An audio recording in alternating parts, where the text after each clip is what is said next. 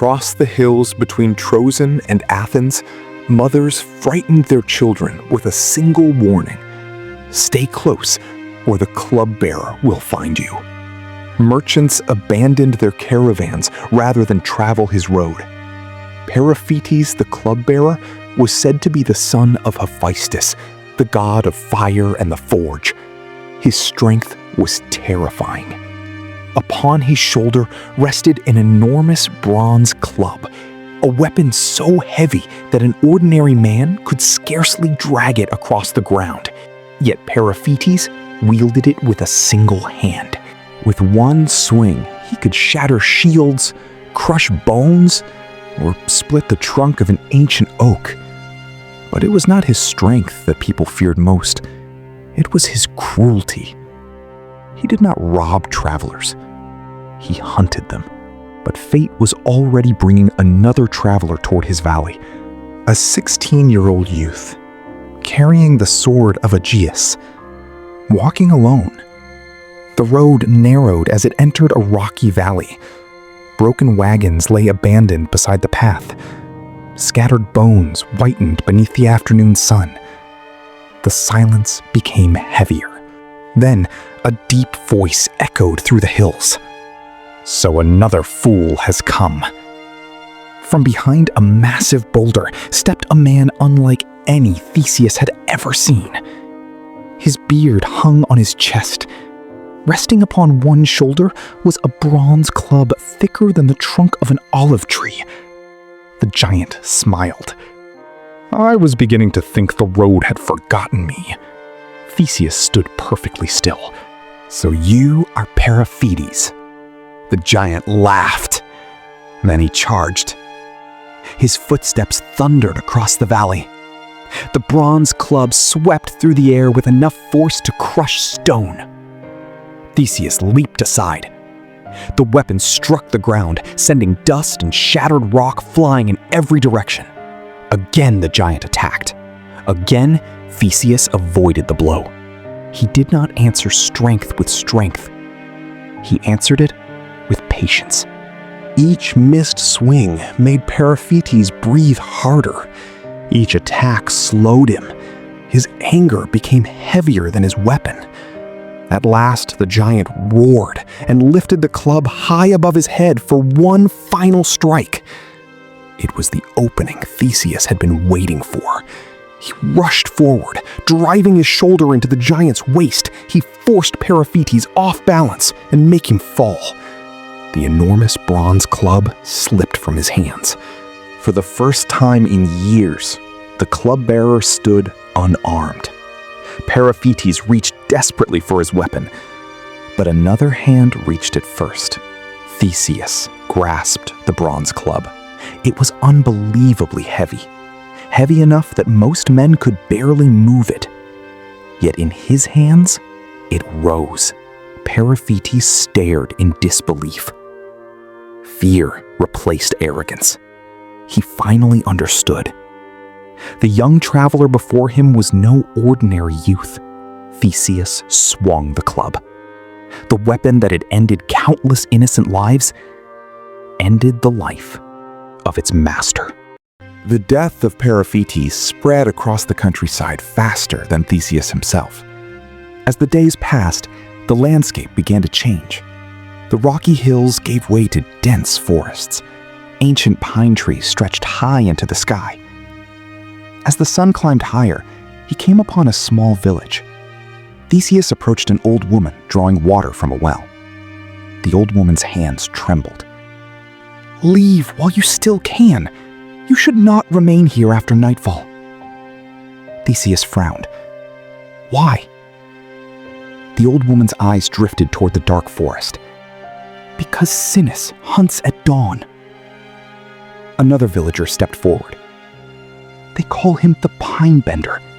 He captures travelers, ties one of their legs to one pine tree, and the other leg to another." The woman's voice broke. "Then he releases the trees." "Why has no one stopped him?" Theseus asked. "He is stronger than any man, and crueler than any beast. He laughs while people beg for mercy." Theseus looked toward the forest. "If evil rules these woods, then that rule ends tonight." Without another word, he entered the forest. Somewhere, deep within the forest, a man smiled. Sinis had heard footsteps. Another traveler had entered his kingdom, and he was already choosing which 2 trees would become his next weapon. Theseus walked cautiously, one hand resting on the hilt of his father's sword. Suddenly, a scream. A man, filled with terror. Theseus sprinted toward the sound. Bursting through the trees, he stopped. The sight before him froze even the fearless prince. A traveler was bound between 2 enormous pine trees. His wrists were tied with thick ropes, his legs pulled in opposite directions. The trees had been bent toward one another until they groaned under impossible tension. Standing calmly between them was a broad-shouldered man with tangled hair and a cruel smile. He held the ropes as though they were children's toys. The helpless traveler begged, "Please, I have children."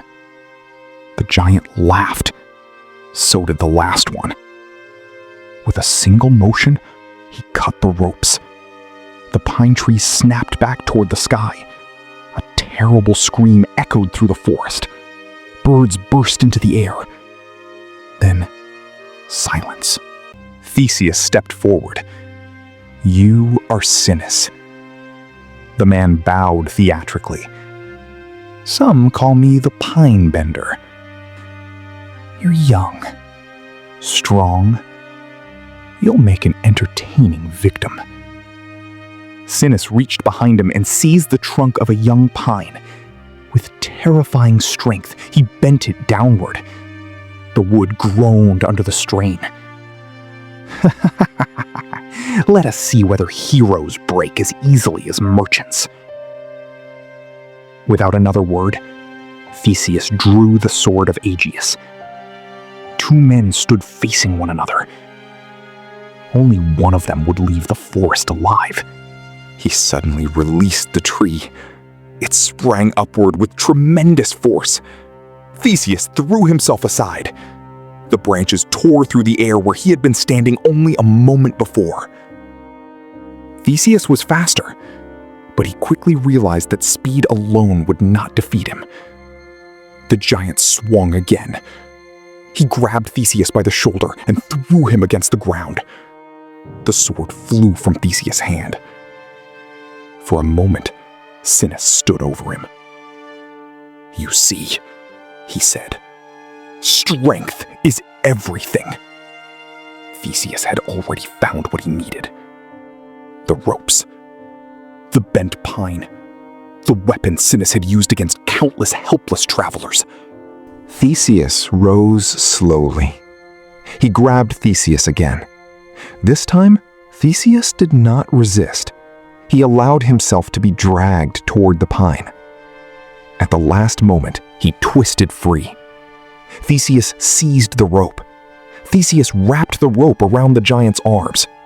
Sinis realized what was happening. Sinis roared and fought against the rope.